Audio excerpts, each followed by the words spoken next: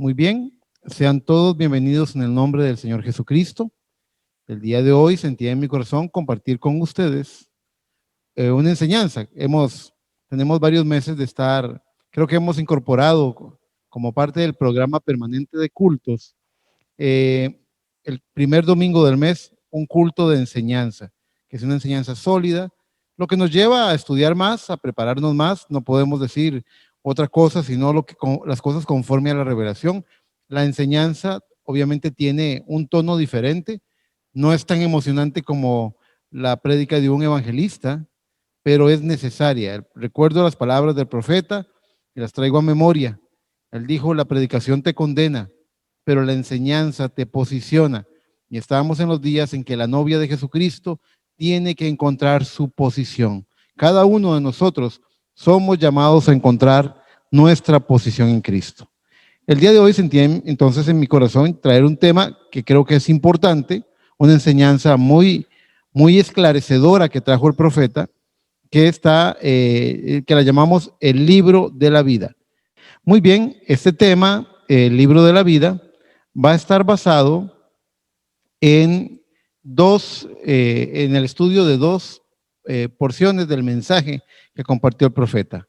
Una de ellas, que tiene mucha sustancia, mucha carnita, para los que lo quieran leer, para los que ya están estudiando el libro de las edades o ya lo han leído.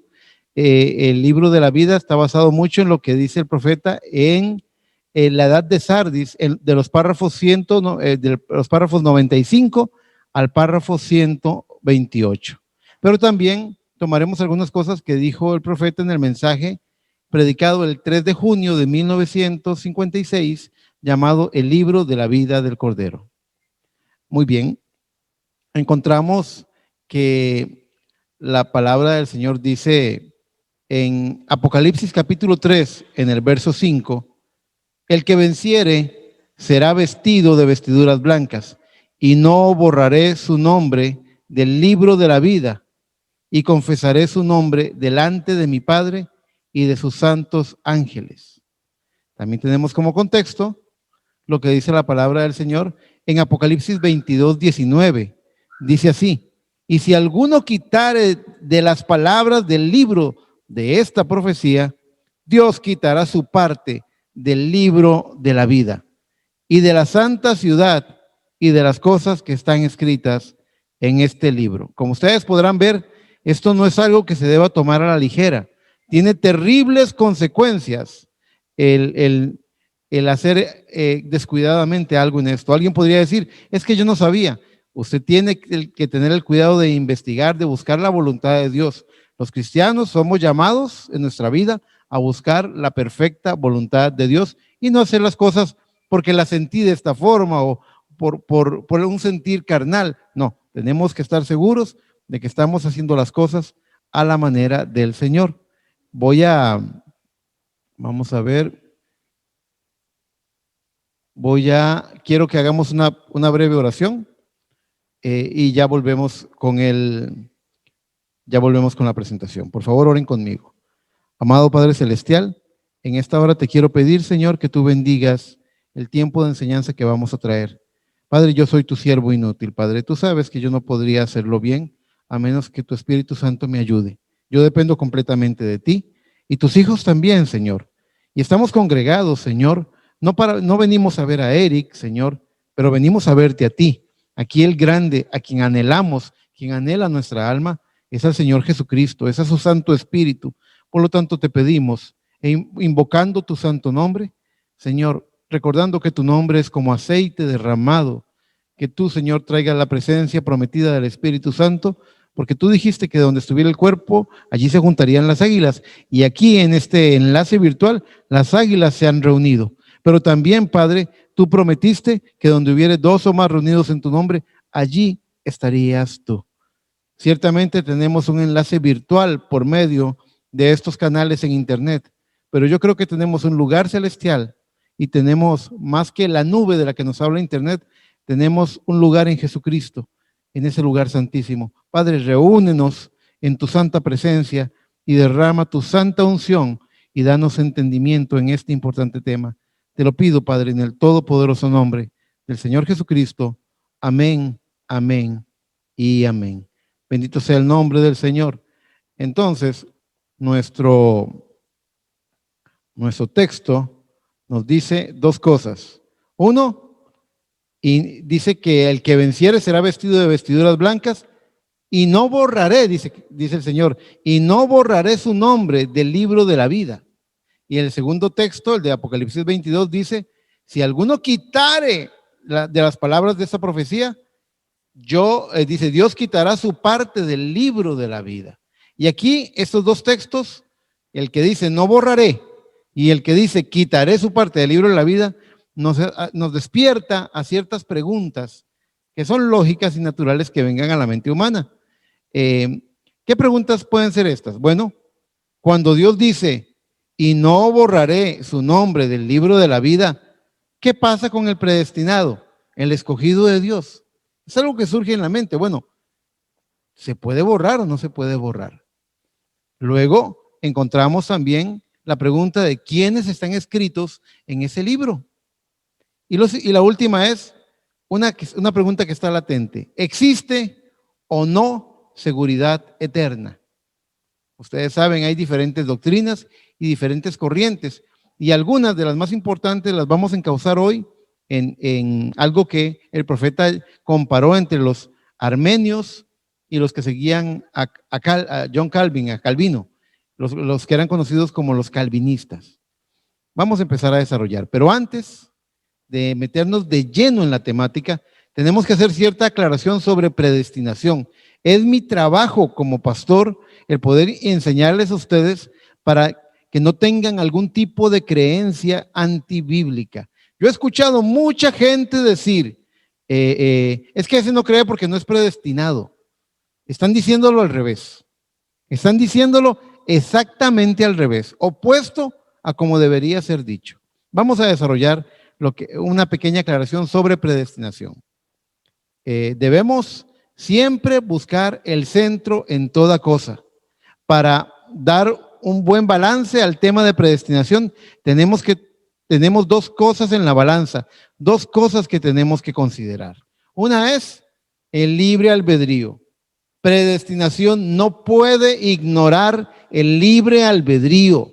Y la segunda cosa es el previo conocimiento de Dios. Si usted, estudiante de la Biblia, quiere entender lo que es predestinación, usted tiene que considerar tanto el libre albedrío como el previo conocimiento de Dios. Esas dos cosas lo ubican usted en el centro.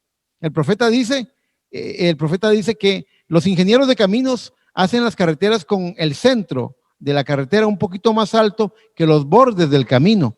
¿Por qué? Porque así cuando sopla el viento y cuando llueve, toda contaminación, ramas, polvo, piedritas, es lavado hacia los caños, es llevado hacia los bordes. Dice, usted manténgase en el centro, porque en el centro no hay contaminación. Pero si usted se va al extremo izquierdo, al caño izquierdo, usted va a encontrar que en la iglesia hay un lado, una inclinación, un énfasis liberal, donde nada es malo, donde nada es pecado, donde todo se puede hacer. Y allí hay contaminación. Es por eso que la mundanalidad se ha metido en las iglesias. Pero del otro lado, del lado del legalista, en el otro extremo, también hay contaminación, porque se ponen, dijo Cristo, fariseos hipócritas, que imponéis cargas que vos mismos no podéis llevar. Entonces, en el centro, en el balance, es donde no hay contaminación y somos llamados a buscar el centro, el balance de cada cosa. Por eso, consideren estas dos cosas. Cuando uno ve una pesa, una balanza, para que se mantenga en balance, uno tiene que compensar un lado y compensar el otro. Y para eso tenemos estas dos pesas, la pesa del libre albedrío y la pesa del previo conocimiento. Respecto al libre albedrío, Génesis capítulo 4, en el verso 6 al 7 nos dice la palabra, entonces Jehová dijo a Caín, ¿por qué te has ensañado y por qué ha decaído tu semblante? Si bien hicieres, no serás enaltecido, y si no hicieres bien, el pecado está a la puerta. Con todo esto, a ti será tu deseo. Y tú te enseñorearás de él. Dese cuenta que este texto está diciendo claramente, Dios le está diciendo claramente a Caín que es un tema que él tiene que decidir. Nadie lo va a obligar, se puede imponer, nadie lo va a hipnotizar para que él haga algo diferente de lo que él quiere. Es una decisión personal que Caín tiene que hacer. Dios no lo obliga, pero le dice, pero si tú quieres hacer lo bueno, el pecado, tú te vas a enseñorear del pecado. Él no te va a vencer. Tú lo puedes vencer a él. ¿Se dan cuenta? Le está dando los recursos, le está dando las herramientas. Como segundo texto, Primera de Reyes 18:21, establece una importante pregunta en los días de Elías cuando habla con Israel. ¿Hasta cuándo claudicaréis vosotros entre dos pensamientos? Si Jehová es Dios, seguidle. Y si Baal, id en pos de él. Lo que está diciendo es, pueblo del Señor, tomen una decisión. Pueblo del Señor, ustedes tienen que hacer una escogencia, una elección. Ustedes tienen que meditar lo que van a hacer. No se trata de que Dios me va a sanar, Dios me va a salvar o Dios me va a perder, porque Él quiere. Uno tiene que tomar una decisión. El libre albedrío nunca será sobrepasado por Dios. Dios lo puso y Dios lo respeta. Dios respeta su decisión. Él es un caballero. También Génesis 3:18 dice, eso está mal, es San Juan 3:18, disculpen.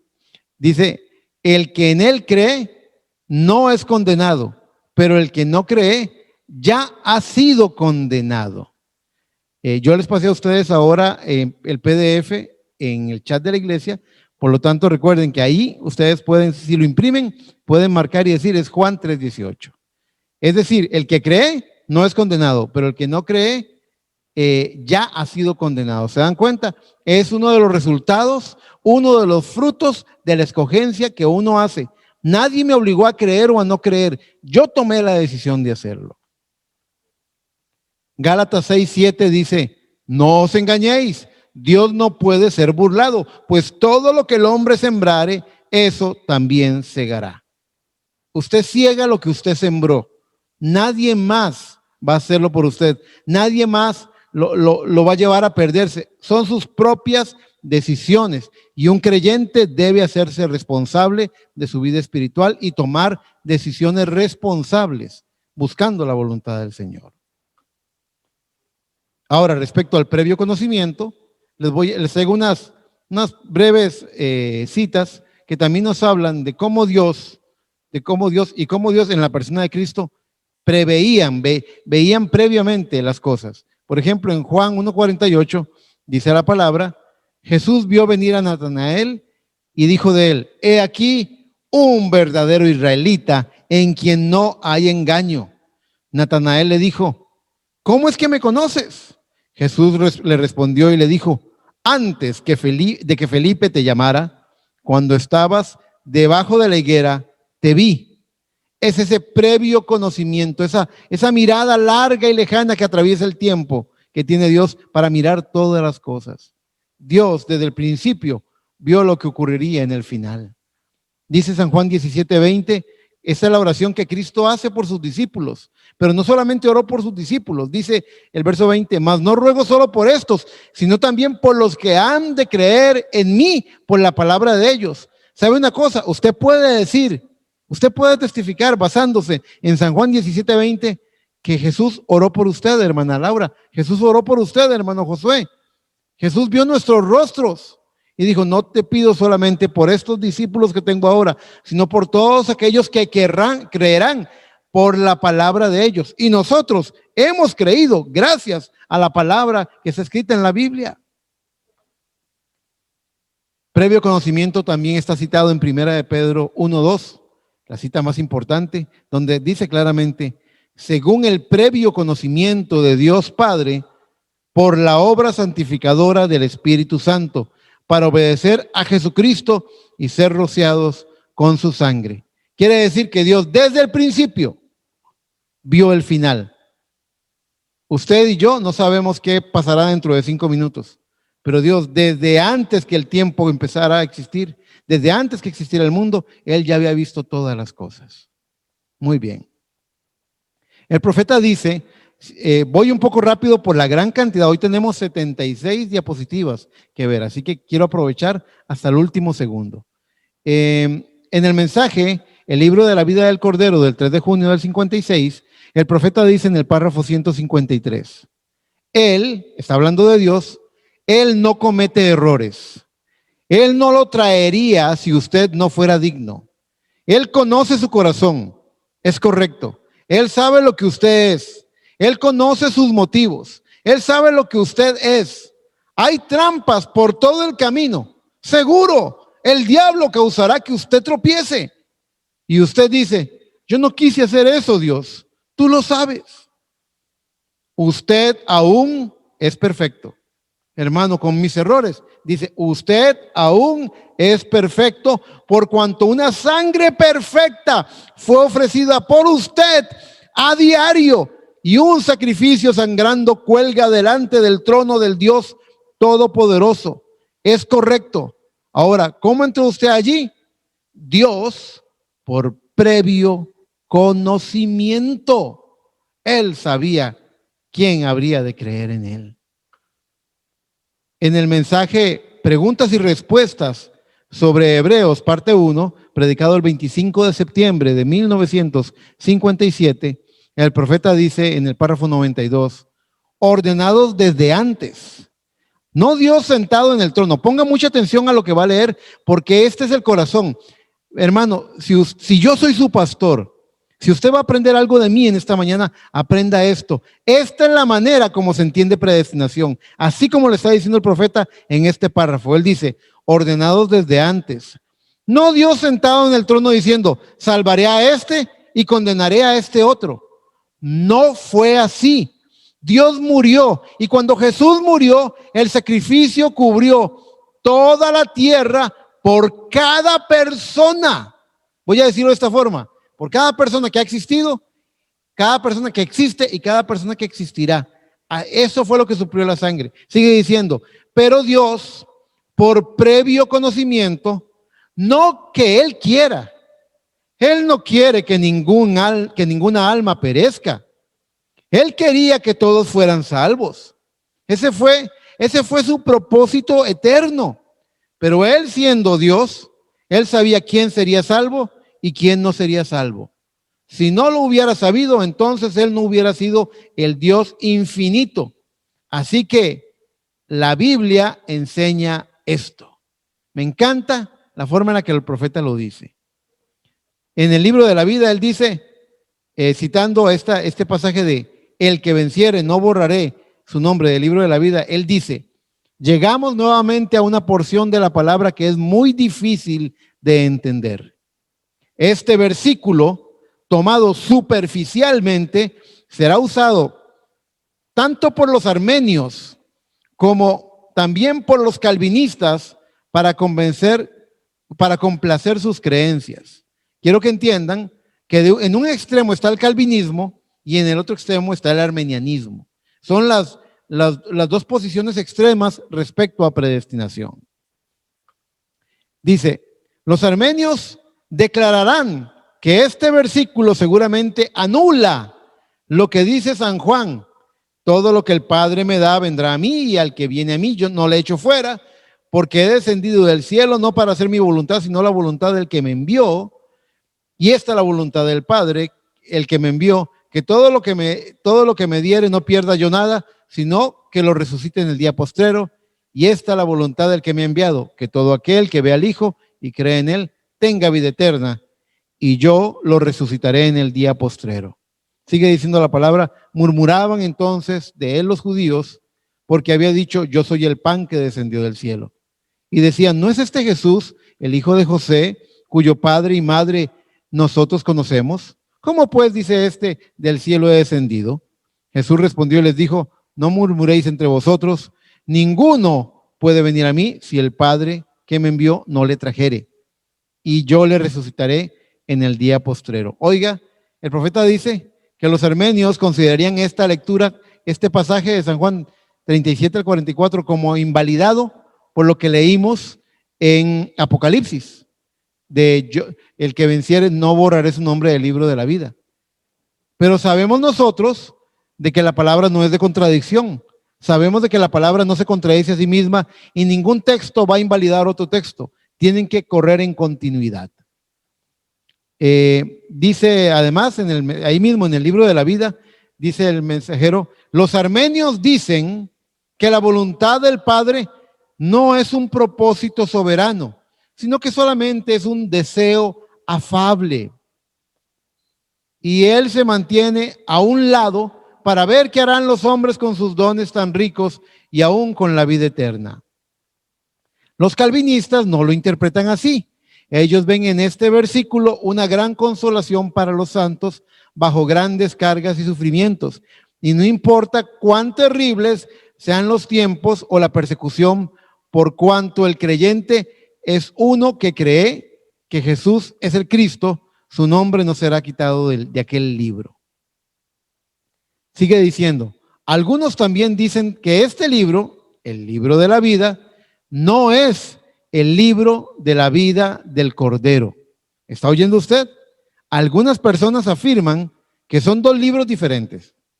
Dice, pero como siempre sucede, cuando uno se interesa superficialmente en un versículo, el entendimiento que se obtiene también es superficial. Dice, la posibilidad de quitar un nombre de los registros de Dios merece más que un estudio ligero, porque hasta ahora la mayoría de los estudiantes de la Biblia han llegado a la conclusión, oiga la conclusión a la que han llegado, y es una conclusión equivocada, de que Dios escribe en el libro de la vida del Cordero los nombres de aquellos que son renacidos en el mismo instante en que son renacidos.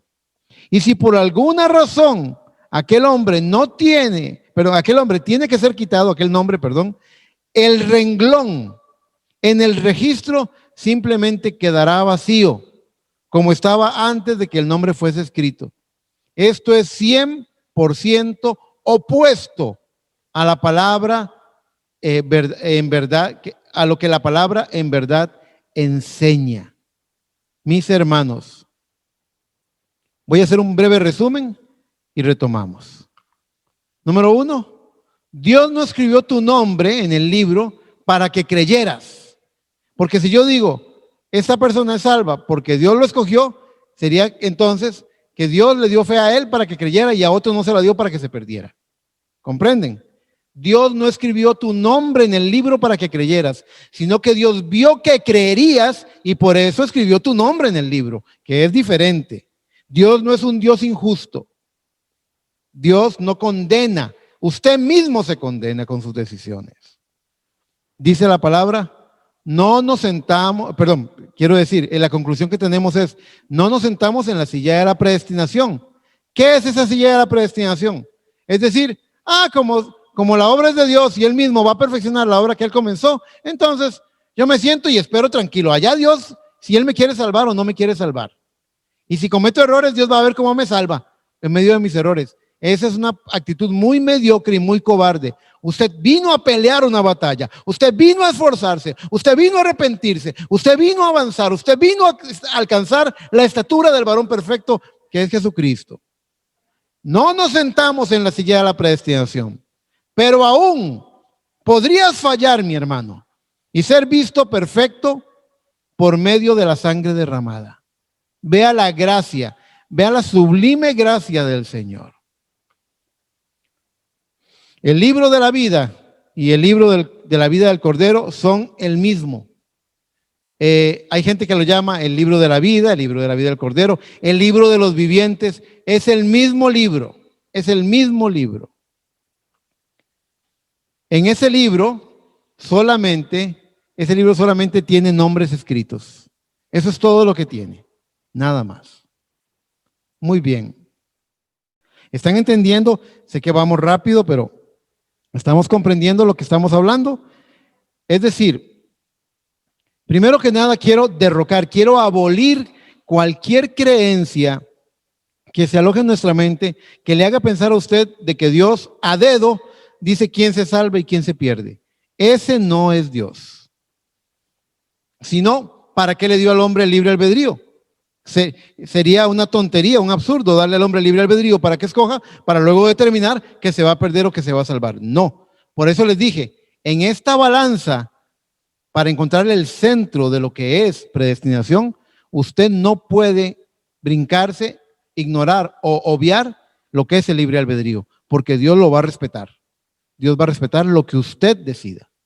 Pero del otro lado, también Dios, esto sería un caos si las cosas nada más ocurrieran por la mano del hombre.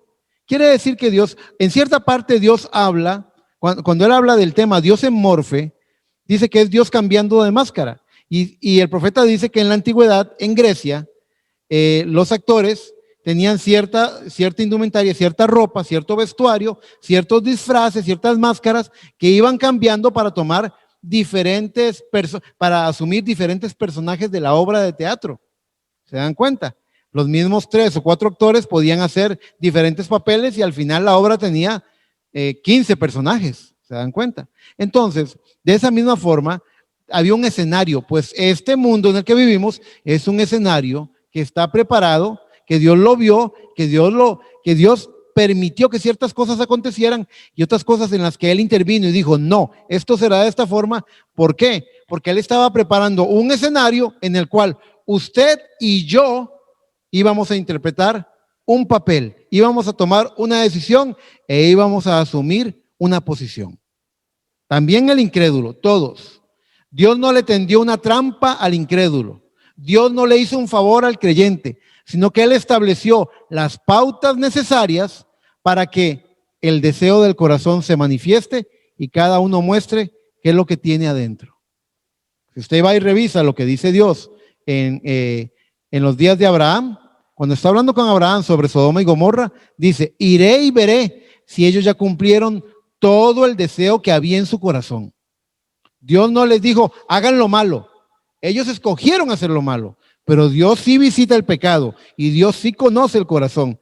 Por eso, el previo conocimiento le da balance a esta situación de predestinación.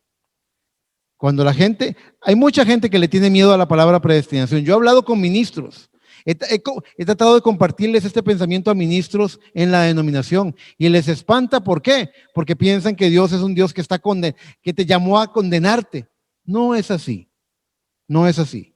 Está escrito, es cierto, todo está escrito, porque Él desde el principio vio lo que iba a ocurrir. Pero son nuestras decisiones las que construyen nuestro camino. ¿Está claro? Muy bien. Y está claro que no hay no hay un libro de la vida y un libro de la vida del Cordero, sino que es el mismo libro. Estas cosas tienen que quedar claras porque no nos deben estorbar para el resto de la enseñanza que tenemos. Muy bien. Entonces podemos continuar. ¿Por qué les quería decir esto? Porque ahora vamos a abordar algo muy delicado, la situación de Judas. Y tiene que ser vista así, no como que Dios le tendió una trampa a Judas. Dios puso a Judas en el exacto terreno donde él iba a cumplir el deseo que había en su corazón. Dios no le dio un llamamiento distinto. Dios no le dio un ministerio diferente. Dios no le dio un poder distinto. Fueron las decisiones de su corazón las que lo apartaron.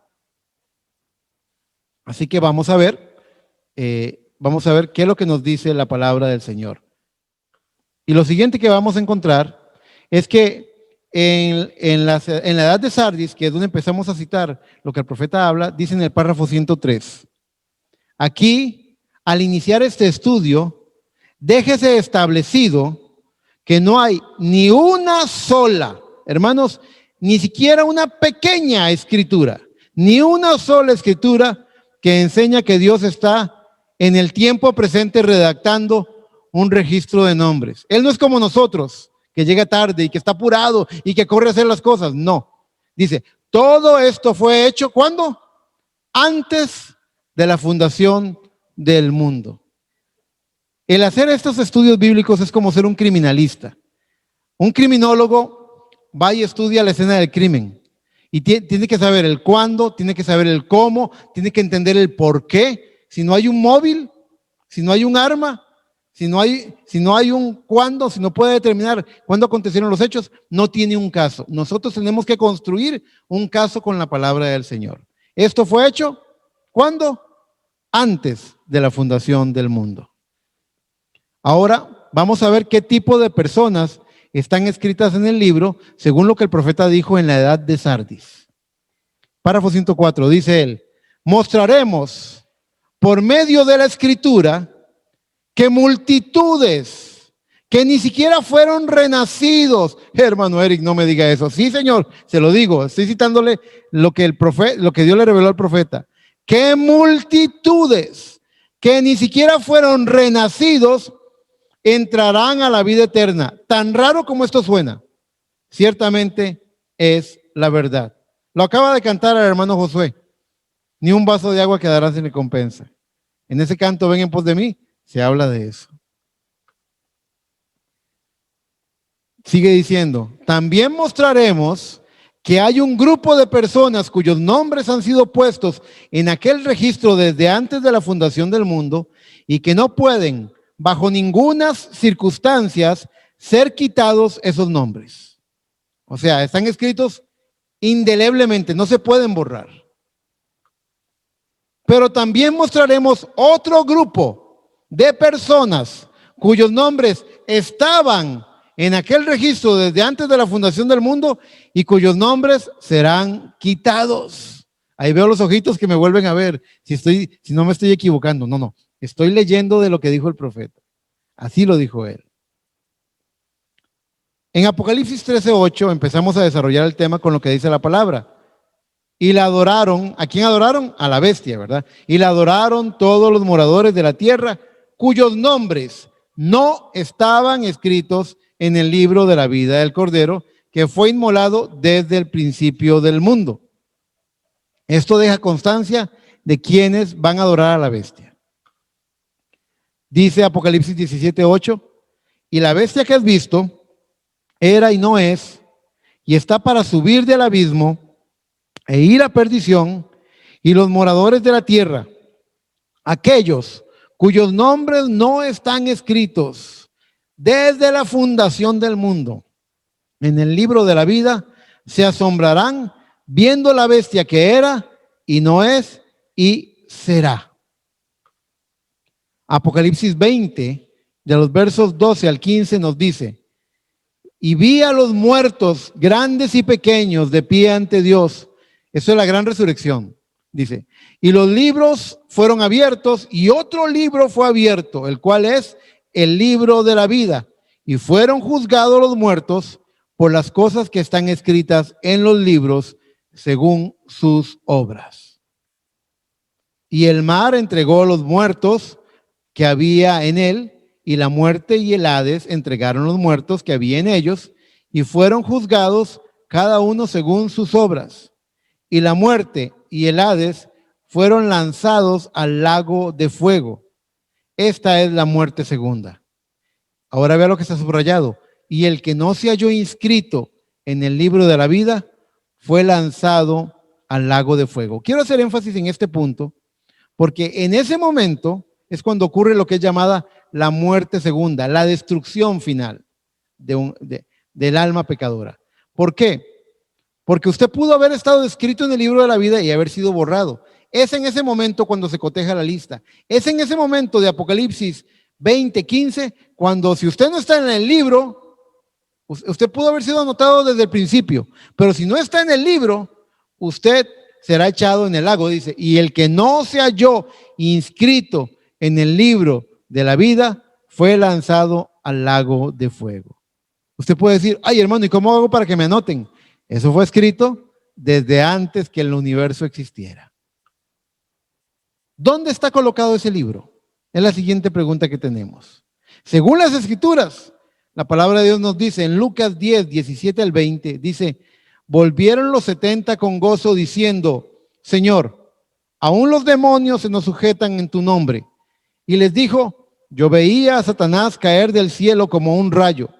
He aquí, os doy potestad de hollar serpientes y escorpiones, y sobre toda fuerza del enemigo, y nada os dañará.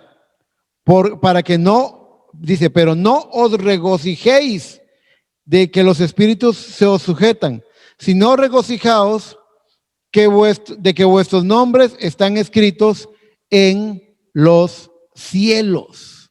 Eso nos está dando una ubicación. El profeta dice, en la edad de Sardis, dice, párrafo 108, la respuesta de Jesús fue: pero no os regocijéis de que los espíritus se os sujetan, sino regocijaos de que vuestros nombres están escritos en los cielos. Libro de la vida, dice el profeta. Usted notará aquí que Judas era uno de aquellos que estaban lanzando demonios en el nombre de Jesús. Pero sabemos que él era un diablo, el hijo de perdición, dice el profeta. San Juan 6:70-71 respalda eso. Jesús le respondió: no os he escogido yo a vosotros los 12, y uno de vosotros es diablo. Hablaba de Judas Iscariote, hijo de Simón, porque este era el que le iba a entregar y era uno de los 12. En San Juan 17:12 dice la palabra: cuando estaba con ellos en el mundo, es Cristo orando, cuando estaba con ellos en el mundo, yo los guardaba en tu nombre. A los que me diste, yo los guardé. Y ninguno de ellos se perdió, sino el hijo de perdición, para que la escritura se cumpliese. Escrituralmente podemos decir que el Padre le dio a Judas a Jesús. El Padre tomó a Judas y se lo entregó a Jesús para que cumpliera un propósito. Dice San Juan 13, versos 10 y 11, y también el verso 18. Dice: Jesús le dijo: el que está lavado no necesita lavarse los pies, sino lavarse los pies, pues está todo limpio. Y vosotros limpios estáis, aunque no todos, porque sabía quién le iba a entregar, por eso dijo: no estáis limpios todos. No hablo de todos vosotros, yo sé a quienes he elegido, mas para que se cumpla la escritura, el que come pan conmigo levantó contra mí su calcañar. Recordarán que en cierta parte el apóstol, el discípulo amado, Juan, le preguntó quién era, y dijo: el que come conmigo en mi plato, y Juan pudo ver que el que comía del plato del Señor era Judas directamente. Sigue diciendo en el párrafo 109 de la edad de Sardis: quede bien claro que aquí la elección, preste atención a esto, porque dice, entonces Judas era un elegido. Sí lo era, pero no un elegido para salvación. Ponga atención. Quede bien claro que aquí la elección, entre comillas, y la entrega es el mismo paralelo como en la ilustración de Moisés y Faraón, Jacob y Esaú. Porque aunque Esaú y Faraón fueron preconocidos, es decir, conocidos previamente, fueron predestinados para ira. Y esa predestinación, recuerden, no es que Dios les tendió la trampa, sino que fueron puestos en el terreno donde ellos cumplieron el deseo de su corazón. Dice: mientras que el fin de Moisés y Jacob era para glorificación. Dice: muestra a ambos, réprobos y elegidos. La elección está mostrando tanto al reprobado como al elegido. Vea lo que dice. Vea lo que dice primera de Pedro 2, del verso 7 al verso 9. Dice: la piedra que los edificadores desecharon. ¿Alguien sabe aquí en los colaboradores quién es la piedra desechada? ¿Quién? Están diciendo Jesucristo, correcto. Él es la piedra desechada. La piedra que los edificadores desecharon ha venido a ser la cabeza del ángulo y piedra de tropiezo y roca que hace caer, porque tropiezan en la palabra, siendo desobedientes, a lo cual fueron también destinados. Ahí está hablando de Saúl, ahí está hablando de Faraón, ahí está hablando de Judas, ¿se dan cuenta? Y de muchos otros. Pero ahora ve el cambio de color, de amarillo a verde, es porque ahí estamos hablando de los escogidos de Dios. Dice: mas vosotros, los que no tropezaron en la palabra, ¿verdad? Mas vosotros sois linaje escogido, real sacerdocio, nación santa, pueblo adquirido por Dios, para que anunciéis las virtudes de aquel que os llamó de las tinieblas a su luz admirable. En el párrafo 109 de la edad de Sardis dice: Judas fue contado con los 12 y en realidad tuvo una parte con ellos en el ministerio antes de Pentecostés. la parte que Judas, párrafo 110 dice, la parte que Judas tuvo entre los 12 y que luego perdió, no fue inferior a los ministerios de los otros 11. Alguien podría pensar, no, seguro no alcanzó lo que alcanzó Pedro. Seguramente no alcanzó lo que alcanzó Juan. Recuerda, voy a comparar el ministerio, la persona de Judas con la persona de Pedro y con la persona de Juan. En la noche del arresto, 2 personas traicionaron al Señor, más que cualquier otro. Pedro, que había dicho, aunque todos estos te dejen, yo no te dejaré. Y Judas, que lo vendió por 30 piezas de plata. Los dos estaban en la misma condición. ¿Cuál fue la diferencia? Uno siguió adelante, el otro tomó una cuerda y se ahorcó. Eso es lo que hace el hijo de perdición. Pero los hijos de Dios seguimos adelante, no nos rendimos nunca. Comparémoslo con Juan. Juan era llamado el discípulo amado. Era jovencito, era como el cumiche, el preferido, el más querido del grupo. Pero cuando ustedes ven que Judas va a entregar con un beso en la noche del arresto a Jesús, Jesús viene y le dice, amigo, ¿de dónde vienes? Y cuando le da un beso, Jesús le dice, con un beso has entregado a tu maestro. Él lo amaba, él amaba a Judas. No piensen que Cristo no sentía amor por Judas, él lo amaba. Tanto que si Judas se hubiera arrepentido y hubiera seguido adelante, hubiera llegado a Pentecostés, pero no podía hacerlo. ¿Por qué? Porque ya Dios lo había visto en su previo conocimiento. Él ya sabía lo que Judas iba a hacer. ¿Qué historia más triste? Es la historia de Judas. Dice el párrafo 110, donde estamos leyendo subrayado, la parte que Judas tuvo entre los 12 y que luego perdió, no fue inferior a los ministerios de los otros 11, ni tampoco fue un ministerio extraño y diabólico entremetido en los ministerios de los demás. ¿Oyeron? No fue así. Sigue diciendo, vea la lectura de Hechos 1, 16 y 17.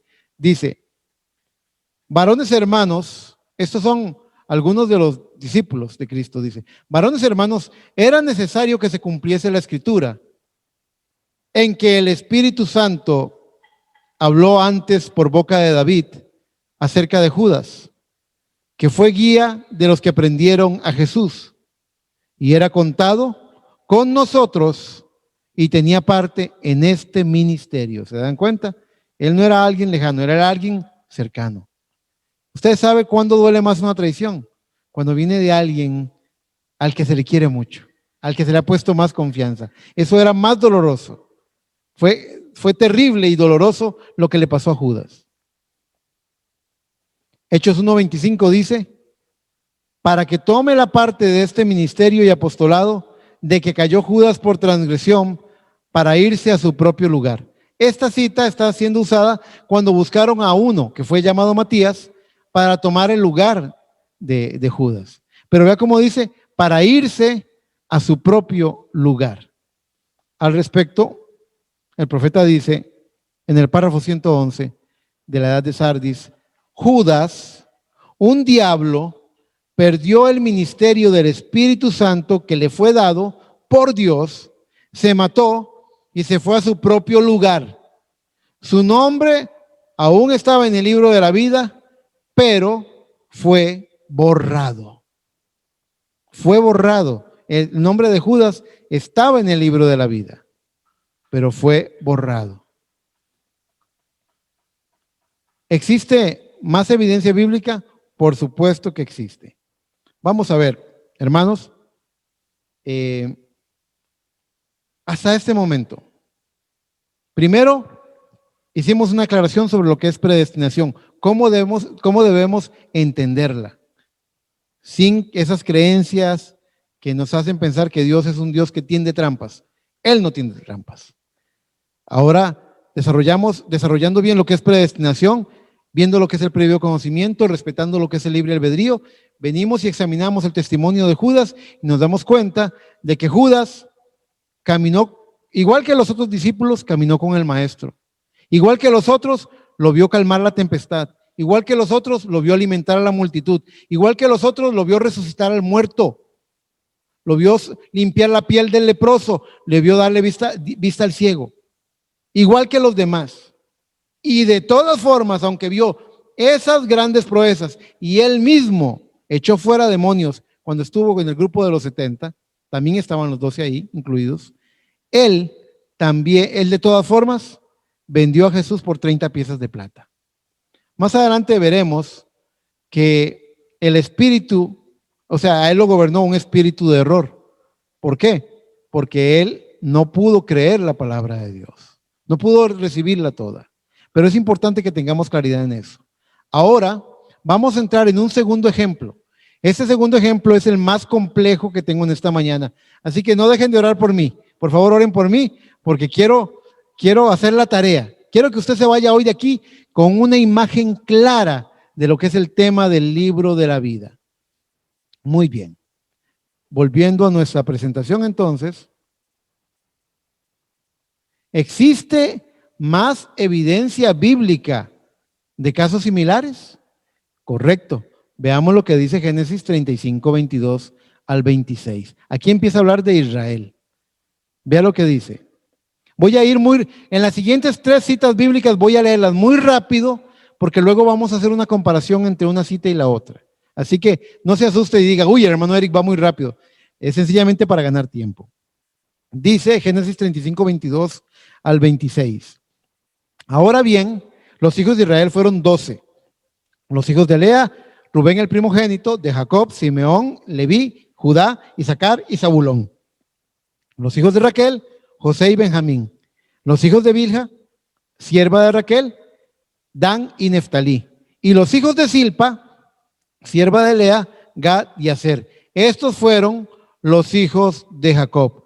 Como dice al principio, los hijos de Israel fueron 12. Estos son los 12 hijos que le nacieron en Padán Arán, dice el texto. Sigamos. En el párrafo 113 de la edad de Sardis, el profeta dice, los descendientes de estos 12 hijos formaron las 12 tribus de Israel, con la excepción de José, que no tuvo una tribu que llevara su nombre, porque en la providencia de Dios habría de haber 13 tribus.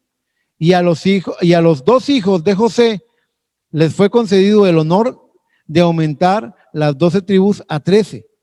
Usted sabe, desde luego, que esto fue necesario, siendo que Leví fue separado por Dios para el sacerdocio.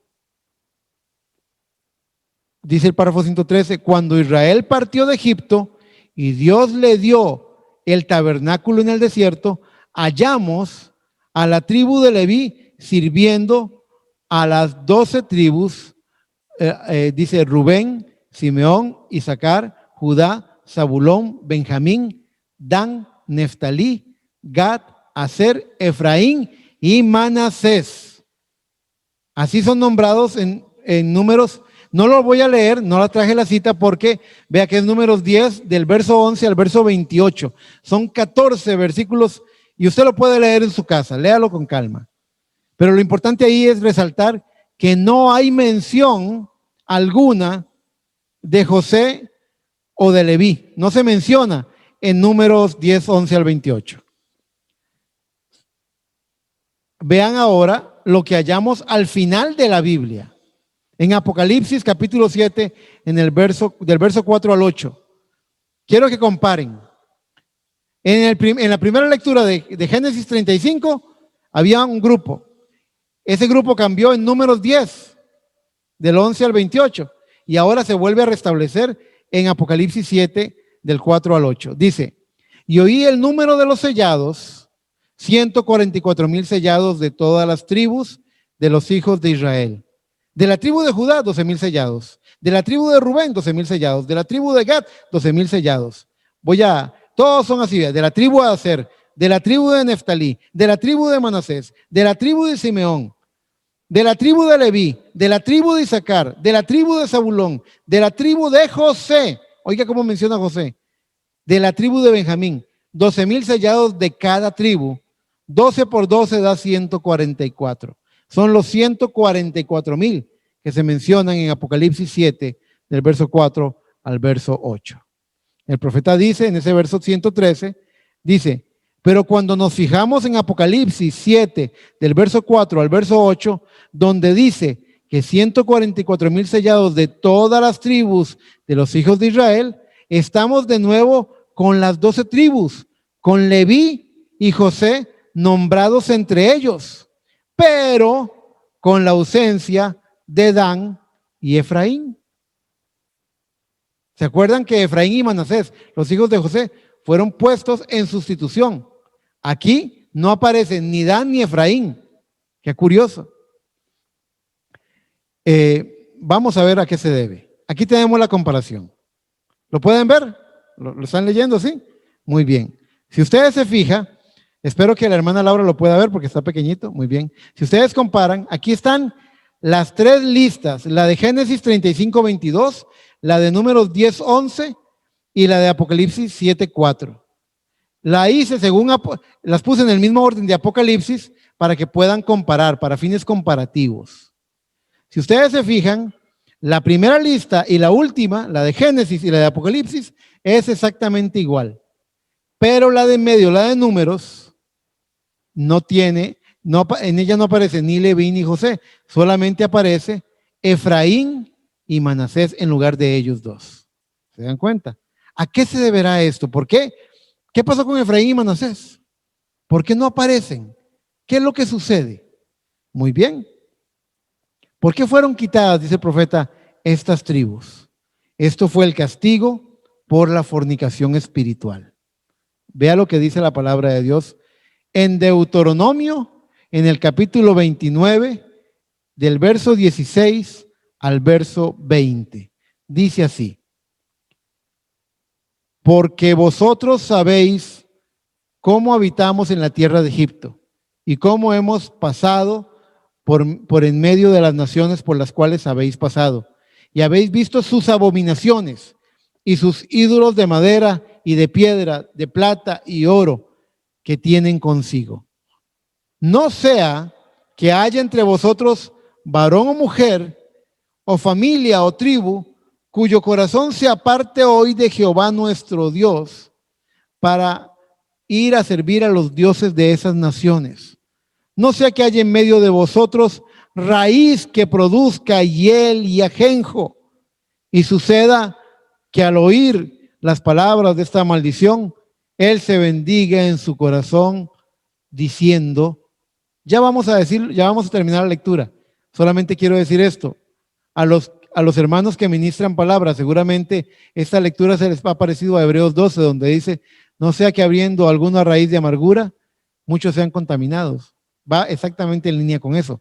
Pero vea, dice la última línea que leímos, dice, suceda que al oír las palabras de esta maldición, él se bendiga en su corazón diciendo, tendré paz, aunque ande en la dureza de mi corazón. Qué terrible, hermanos. Dice, a fin de que con la embriaguez quite la sed.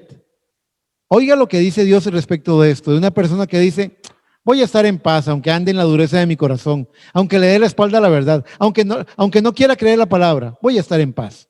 Dice la palabra, no querrá Jehová perdonarlo, sino que entonces humeará la ira de Jehová y su celo sobre el tal hombre, y se asentará sobre él toda la maldición escrita en este libro, y Jehová borrará su nombre de debajo del cielo.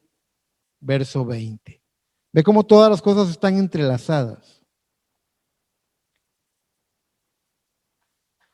En Oseas capítulo 4, verso 17, la palabra de Dios nos dice, Efraín es dado a ídolos, déjalo. Y Efraín fue una de las tribus que no aparece en el texto de Apocalipsis de los 144,000. También dice Primera de Reyes, capítulo 12, del verso 25 al 30. Oigan lo que hicieron. Entonces reedificó Jeroboam a Siquem en el monte de Efraín y habitó en ella. Jeroboam fue un rey que dividió el reino. Esta fue la gran división del reino. Dice, y saliendo de allí reedificó a Penuel. Y dijo Jeroboam, en su corazón. Ahora se volverá en reino a la casa de David. Si este pueblo subiere a ofrecer sacrificios a la casa de Jehová en Jerusalén, porque el corazón de este pueblo se volverá a su señor Roboam, rey de Judá, y me matarán a mí, dice, y se volverán a Roboam, rey de Judá. Eso es lo que le preocupaba a Jeroboam. Y habiendo tenido consejo, hizo el rey 2 becerros de oro y dijo al pueblo: bastante habéis subido a Jerusalén. Como que alguien le diga a ustedes: ya está bueno ir a la iglesia y congregarse. Como que alguien tratara de convencerlos de eso. Dice: bastante habéis subido a Jerusalén. He aquí tus dioses, oh Israel, los cuales te hicieron subir de la tierra de Egipto. Y puso uno en Betel, que está en el monte de Efraín, dice, y otro en Dan. Y esto fue causa de pecado, porque el pueblo iba a adorar delante de uno hasta Dan. Efraín es dado a ídolos, déjalo, dice la palabra, ¿verdad? Muy bien. En el párrafo 116 de la edad de Sardis, el profeta dice: ahora, juntamente con esto, vemos en el libro de Daniel, capítulo 12, verso 1, que se refiere a los 144,000, los cuales están sellados durante el sexto sello y el tiempo de la gran tribulación, o sea, el tiempo de angustia para Jacob. Vea cómo dice Daniel 12:1. En aquel tiempo se levantará Miguel, el gran príncipe que está de parte de los hijos de tu pueblo, y será tiempo de angustia, cual nunca fue antes que hubo gente hasta entonces. Pero en aquel tiempo será libertado tu pueblo. Todos, ¿quiénes? Los que se hallen escritos en el libro. Vean qué montón de citas hemos encontrado que entrelazan el tema del libro de los vivientes, el libro de la vida, o lo que es lo mismo, el libro de la vida del Cordero. Vean qué montón de cosas hemos encontrado. Debo hacer una aclaración. Entonces, la razón por la cual Efraín y Dan no aparecen en la lista de los 144,000 en Apocalipsis 7 es porque ellos pecaron. Ellos pecaron con un pecado de fornicación espiritual, lo cual es idolatría. No querrá Dios perdonarlo, dice el texto que leímos. Ahora, quiero hacer una aclaración. La siguiente cita que vamos a leer nos deja en claro que lo que dice el texto de la maldición que leímos en Deuteronomio es que borrará su nombre debajo del cielo, debajo del cielo. Es decir, el profeta habla que luego en Ezequiel aparecen mencionados nuevamente Dan y Efraín, como en el principio. Pero esto es en el tiempo del milenio. Ellos, desde el momento en que pecaron hasta el momento en que vienen los 144,000 que son escogidos, ellos no aparecen, ellos han desaparecido completamente. El profeta también dice: sabemos que todo esto está revuelto y que nadie, hoy en día es muy raro que un israelita sepa a qué tribu pertenece. Dice: sin embargo, Dios sí lo sabe, porque Dios puede ver su corazón y Él sabe, este es un hijo de Dan, este es un hijo de Benjamín, este es un hijo de Judá. Él lo sabe. Para Dios somos transparentes. Él sabe quiénes somos. Pero debe quedar claro de que desde el momento en que pecaron y Dios profirió, se aplicó la maldición por ese pecado de idolatría o fornicación espiritual, hasta el llamado de los 144,000, Dan y Efraín no aparecen. Sus nombres son borrados. En la restauración, en el milenio, ellos sí aparecen para cumplir la promesa que hizo Abraham, que hizo Isaac y que hizo a Jacob. Pero él cumplió su palabra y él condenó el pecado en su tiempo. Es importante que sepamos esto porque eso nos debe llevar a meditar sobre nuestra propia vida, sobre la clase de carácter que está teniendo. No endurezcamos nuestro corazón en un punto donde digamos: la verdad es que ¿qué me importa? La verdad es que no quiero creer, no, estoy cansado. Nunca oiga esa voz que le dice: he aquí tus dioses. Ya bastante habéis subido a Jerusalén. Que nada le quite su real adoración que es en Jesucristo. Que nada le quite el lugar que Dios le ha dado. Usted sabe a qué lo ha llamado el Señor. Usted manténgase perseverando y siga adelante. Dice el profeta en el párrafo 117. Sin embargo, después de este periodo de tribulación, durante el milenio, dice el profeta, según Ezequiel 48, del verso 1 al verso 8, y Ezequiel 48, del verso 22 al 28, dice que no los vamos a leer, usted lo puede leer en su casa, dice, vemos a las tribus de nuevo en el orden divino, pero desde el tiempo que Dan y Efraín se unieron a los ídolos, ellos murieron y aquellas tribus jamás son reconocidas. En el Salmo 119, dice en el párrafo 119 de la Edad de Sardis, él dice, hay gente que parece estar envuelto casi 100% en las cosas de Dios, pero son como Judas. Solamente Jesús conocía exactamente qué tipo de persona era Judas. Y llegó el día en que Judas hizo lo mismo que Israel en Baal peor. Él decidió unirse a las fuerzas de la vid falsa y entrar en la organización política y financiera de la religión anticristo y antipalabra, y así lo hizo. Ahora, ustedes saben lo que dice la palabra, que los escogidos no podrían ser engañados, ¿verdad? Vea lo que dice acá. Dice, él fue engañado. Los otros 11 no fueron engañados. A él se le acercó un fariseo, se le acercó alguien de la Junta del Sanedrín y le dijo, tú nos podrías ayudar para tener una reunión con Jesús. Tú nos podrías decir dónde lo podemos encontrar. Y te vamos a recompensar y te vamos a dar una fortuna por eso. Cuando él se dio cuenta de lo que había hecho, él quiso devolver el dinero, pero ya era muy tarde. Ya había entregado al maestro. Tomó una cuerda y se ahorcó en un árbol. Murió como un maldito. Y vea qué interesante, cuando Jesús sale de la escena, colgado en un madero como un maldito, Judas sale de la escena, colgado de un madero, de un árbol, como un maldito. Pero ¿qué dice el profeta? Dice, pero el espíritu que estuvo en Cristo sigue aquí en la tierra, y el espíritu que estuvo en Judas también sigue acá. Entonces, él fue engañado. Los otros 11 no fueron engañados. No podían ser engañados porque eran de los elegidos. Entonces, cuando Judas dejó y traicionó al Señor, su nombre fue quitado del libro de la vida, según dice Apocalipsis 22:19.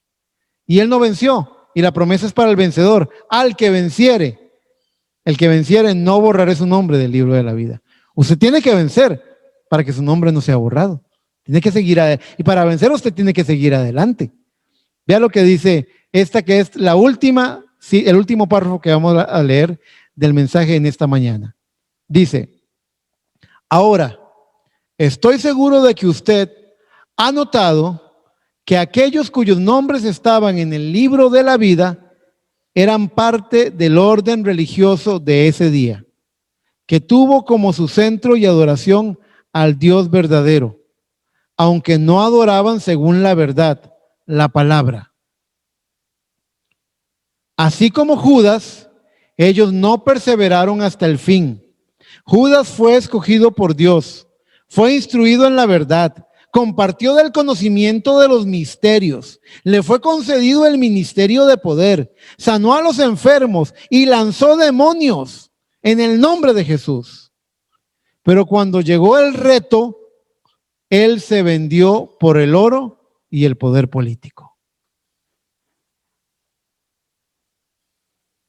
Sigue diciendo, él no llegó a Pentecostés para recibir el Espíritu de Dios. Él fue privado del Espíritu. No tenga usted dudas sobre esto. Una persona que es verdaderamente bautizada por el Espíritu Santo en el cuerpo de Cristo, recibiendo la plenitud del Espíritu, estará en la palabra completamente. Esta es la evidencia de ser bautizado con el Espíritu Santo. Judas falló. Y tengo bien marcadito, lo último, allí es donde fallan multitudes. Y cuando ellos fallan en continuar, ¿en qué fallan? En continuar en esa palabra, sus nombres son quitados del libro de la vida. Bendito sea el nombre del Señor. ¿En qué fallaron las multitudes? En seguir a esa palabra. Fallaron en seguir en esa palabra. Piense por un momento. Usted puede ser una persona que tenga grandes luchas en su vida. No es extraño, se lo digo como pastor, no es extraño que personas que tienen incluso años de estar en la iglesia tengan la duda o la pregunta: ¿seré un hijo de Dios? ¿No seré un hijo de Dios? ¿Seré un predestinado? ¿No seré un predestinado? Usted está desperdiciando tiempo y neuronas pensando eso. Usted lo que tiene que correr es a obedecer la palabra de Dios, a abrazarla y permanecer clamando por el Espíritu Santo. Esa es su lucha. No invierta tiempo en dudar si usted eso no es. Invierta tiempo en clamar al Dios que le da el Espíritu Santo. Porque cuando usted tenga el Espíritu Santo, usted va a saber que es su hijo y usted va a saber que es un predestinado. Y no le quedarán dudas al respecto. Porque la Biblia dice que el Espíritu le dice a nuestro espíritu que somos hijos de Dios. Así que no desperdicie el tiempo dudando. Cuando usted se vea a sí mismo dudando si eso no es muy buen momento para que se mire al espejo y diga: qué mente más ociosa. Estás desperdiciando un tiempo valioso. No es tiempo de dudar, es tiempo de creer, es tiempo de pelear, es tiempo de perseverar. Es tiempo de, como dice ahí, no fallar, sino continuar en esta palabra que hemos recibido. Continuar en la palabra. Usted podría continuar en el error de su camino. Usted podría continuar en ese círculo, ese caminar en círculos en el desierto, pensando si soy o no soy. Esa no es la clase de continuar a la que el profeta lo está llamando. Es continuar en la palabra, es dar un paso más. Usted pudo ver la palabra hoy. Usted pudo ver que hay un libro que tiene los nombres escritos. El peor error que usted puede cometer es decir: ¿y cómo sé yo si estoy en ese libro? Usted nunca lo va a saber mentalmente. Usted solamente lo va a comprobar viendo al Espíritu Santo viniendo a su vida. Es la única forma y es la única evidencia. Y usted tiene que conformarse con esa manera divina, porque la manera humana se aleja de Dios. Usted tiene que aceptar la manera provista por Dios. Y la manera provista por Dios es por fe en su palabra. Es la pregunta equivocada. ¿Seré un hijo de Dios? ¿Seré un predestinado? Esa es la pregunta equivocada. Esa es la pregunta que hace una mente carnal.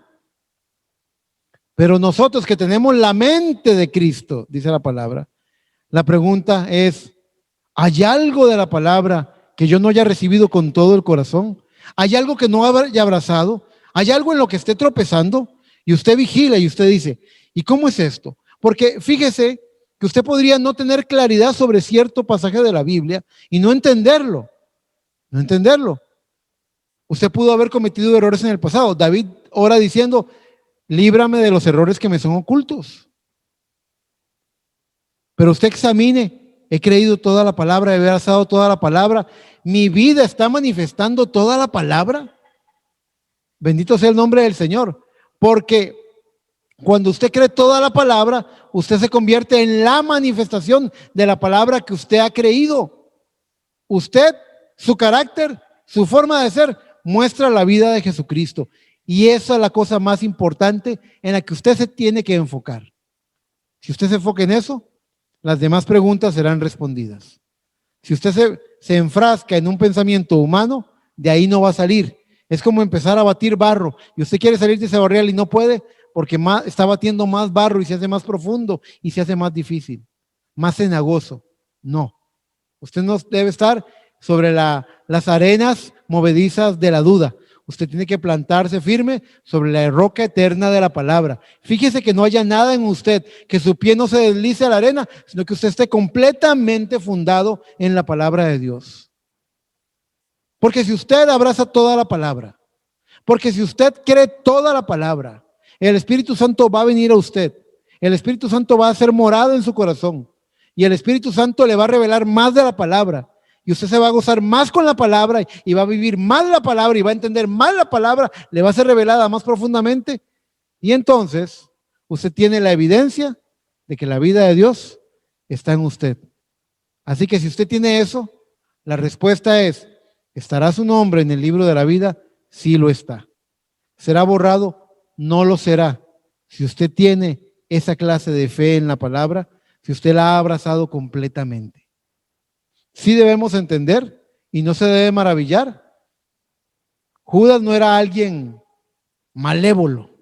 Judas no era alguien que usted, la clase de persona que usted miraría y cruzaría la calle porque le da miedo. No. El hermano Judas era una persona, tal vez, cuando, alguna vez oí decir esto, tal vez cuando la gente venía por primera vez a la iglesia visitando y veían a Judas, pensaban, ese debe ser el pastor. Es que se ve tan bueno, es que se ve tan noble, se ve tan inteligente. Pero a pesar de eso, Judas no pudo abrazar toda la palabra de Dios. En cambio, Pedro, que era ignorante en muchas áreas, en cambio Pedro, que era un humilde pescador, Pedro abrazó toda la palabra y Pedro llevó palo. ¿Cuántas veces fue corregido por el Señor? Muchas. Pero Pedro abrazó completamente la palabra de Dios. En el Evangelio de San Juan, capítulo 6, donde el profeta cita a los que están en las tres clases de creyentes, aquellos que se habían ido incrédulos, los que habían dejado, Pedro le dijo, ¿sabes que los fariseos se ofendieron por la palabra que dijiste? ¿Cuál palabra había dicho? El que no come mi carne y no bebe mi sangre, no entrará en el reino de los cielos. Y no lo explicó. A Cristo no le dio la gana explicarlo. Dijo, vamos a ver, voy a probar el carácter. Muchas veces la palabra viene en una forma tan desconcertante e inexplicable, porque Dios no quiere que usted la entienda. Dios quiere ver con qué carácter usted la recibe. Dios lo está observando.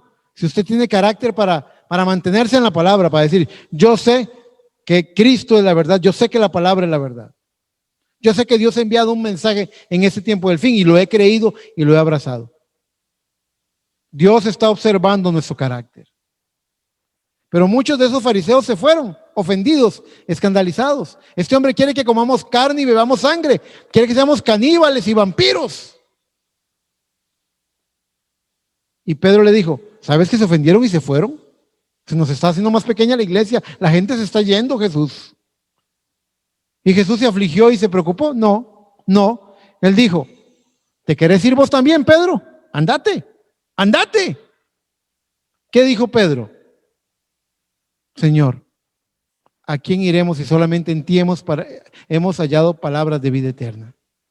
Ahora, en ese pasaje de San Juan 6, estaban los que se habían ido incrédulos, estaba Pedro, el creyente verdadero, representando al creyente verdadero, pero también Cristo dijo, ¿no os he escogido yo a vosotros y uno de vosotros es diablo? Hablaba de Judas, quien le iba a entregar. Y Judas, nadie de los discípulos hubiera creído que Judas iba a hacer semejante cosa. Usted no sabe dónde salta la liebre, usted no sabe, pero usted no está llamado a saberlo, usted está llamado a creer. Y no importa las sorpresas que el enemigo le traiga, usted tiene que permanecer firme en la palabra. Mientras usted permanezca firme en la palabra, el diablo no podrá engañarlo. Judas abrió la puerta, abrió el oído, prestó atención, tenía ciertas conversaciones con la gente que antagonizaba con Jesús y oía sus argumentos y decía, es que sí, es que Jesús debió explicar ese mensaje de comer la sangre, de beber la sangre y comer la carne. Es que sí, Jesús no se explica. Es que Dios muchas veces no quiere explicarse porque Él sabe que el atributo de fe de un predestinado, esa simiente que está ahí en el corazón, va a aflorar en medio incluso de la desesperación y de la angustia. Usted se va a ver encerrado, atrapado en grandes en grandes disyuntivas, en grandes, terribles situaciones en su vida. Y el único remedio es que usted, si tiene un atributo de Dios, diga, no, yo sé en quién he creído, yo sé que esta es la verdad y no importa lo que pase, en ella me voy a quedar. No importa lo que pase, yo he creído y en ella me quedo. Y Dios observa y dice, por eso necesito hacer esto, porque también tiene que manifestarse un carácter. No todo es entendimiento, no todo es, y lo estoy diciendo en una mañana de enseñanza, un domingo de enseñanza. Gracias, hermanos, porque yo tengo grandes luchas cuando traigo enseñanzas, porque no me considero un maestro, yo solamente soy un pastor, pero tengo la responsabilidad de instruir, así que tengo que prepararme con temas como estos, pero siento que avanzamos muy bien con el tiempo, fue fluido, por eso me gustan las presentaciones, porque así les queda a ustedes el material y vamos avanzando. ¿Comprenden lo que es el libro de la vida? El registro de los vivientes. ¿Comprenden que hay algunos en ese libro que ni siquiera han sido renacidos y van a tener vida eterna? Así está escrito. ¿Comprenden que hay unos nombres ahí que no serán borrados bajo ninguna circunstancia? ¿Entienden que hay un tercer grupo de personas que están anotadas que van a ser borradas por cuanto no recibieron toda la palabra de Dios, pero tienen un fin que cumplir y su nombre será borrado del libro de la vida por cuanto descreyeron? Hoy hemos visto mucha Biblia que respalda el tema. Siempre les he dicho, cuando les vayan a enseñar algo, por favor, hermanos, no se queden con un pequeño y oscuro versículo allá escondidito, con una interpretación medio, como decimos en Costa Rica, medio jalada del pelo. No.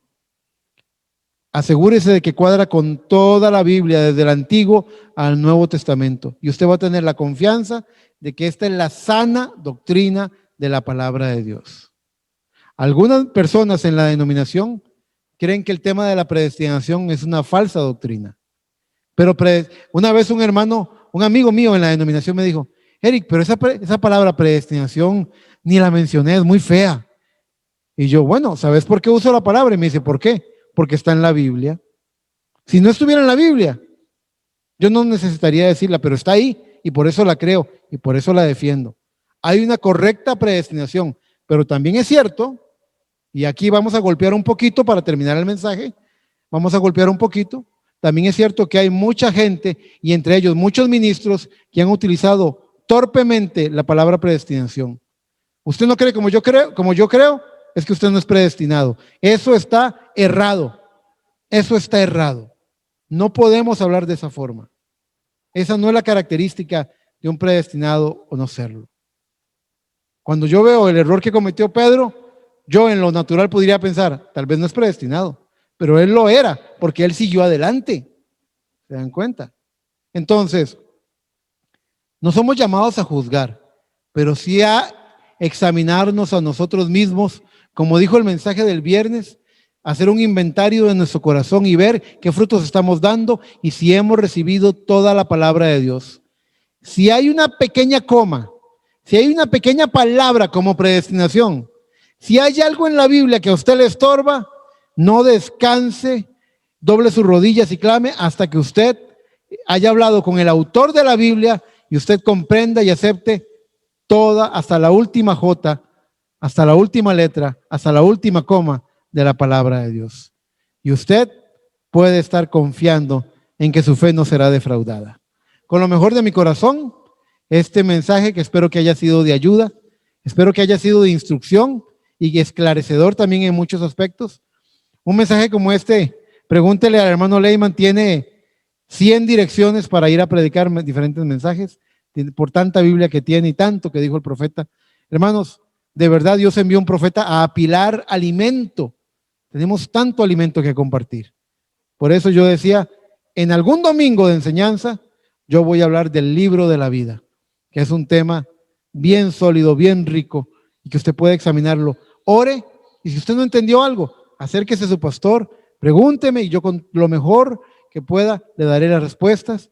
Pero recuerde, no estamos en el libro porque Dios apuntó con un dedo. Estamos ahí porque Dios vio que usted y yo íbamos a creer toda la palabra. Y por eso es que somos predestinados y por eso nuestro nombre no será borrado del libro de la vida. Dios les bendiga, mis hermanos. Dios les bendiga. Voy a hacer una oración y voy a invitar a los músicos a que pasen para que despidan con un canto. Amado Padre Celestial, en esta hora te pido, Señor, que lo que ha sido enseñado pueda ser, Padre, indagado, pueda ser escudriñado, pueda ser abrazado, que no produzca ningún tipo de tropiezo o estorbo, sino más bien que comprometa más a la gente a buscar más de tus caminos. Padre, si hay alguien que ha estado jugando a la iglesia, Padre, compromételo con la causa de tu palabra para que él pueda ser un creyente verdadero. Si hay alguien que esté empezando a caminar estos caminos, este camino de la fe, Padre, que pueda, Padre, comprometerse más y meterse de lleno en la vivencia de la palabra. Amigos, hermanos de diferentes países, Padre, te pedimos que los bendigas, y a la congregación del Tabernáculo Emmanuel y a mi ministerio, en el nombre todopoderoso del Señor Jesucristo. Amén, amén y amén.